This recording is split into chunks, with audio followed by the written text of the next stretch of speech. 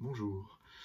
Alors, pour cette quatrième vidéo, je vous ai parlé du dialogue imago et puis aussi de se faire des appréciations. Mais maintenant, je vais vous dire, dans ce moment de confinement, comment on fait pour dialoguer? C'est-à-dire quand on dialogue et comment on fait. Ce qui est important, c'est que celui qui a souvent envie de faire le dialogue, il y en a toujours un qui est plus maximiseur, un autre plus minimiseur. J'expliquerai une prochaine fois ce que c'est que maximiseur, minimiseur. C'est que il y en a toujours un qui a envie de parler, puis que l'autre, il va reporter à plus tard, parce que c'est pas le moment, parce qu'il a besoin de temps.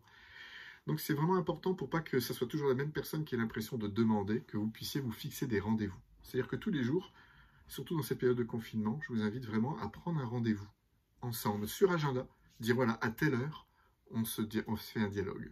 Pourquoi? Parce que sinon, il y en a toujours un des deux.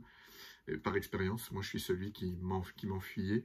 On va toujours trouver une meilleure chose à faire, ou en tout cas trouver des excuses inconscientes ou conscientes pour ne pas faire le dialogue. Parce que c'est un espace où on se rend vulnérable. Et la vulnérabilité, ça peut faire peur. Donc c'est vraiment important de se donner rendez-vous. Donc ça, c'est une chose importante. Et puis, dans un premier temps, c'est vraiment de vous faire une appréciation par jour. C'est-à-dire que trouver un moment pour vous faire une appréciation. Ça peut être au coucher, comme on l'a dit, mais vous pouvez aussi décider d'en faire une le matin ou une l'après-midi. Voilà. Voyez entre vous quand vous faites un dialogue. Maintenant, s'il se passe quelque chose de difficile dans la relation, si à un moment vous vous sentez agacé, mais c'est intéressant, c'est important de ne pas le dire sur le moment. C'est important de dire à votre partenaire, voilà, il y a quelque chose qui m'a déclenché ou qui m'a impacté. Est-ce que tu serais d'accord pour qu'on puisse en parler plus tard?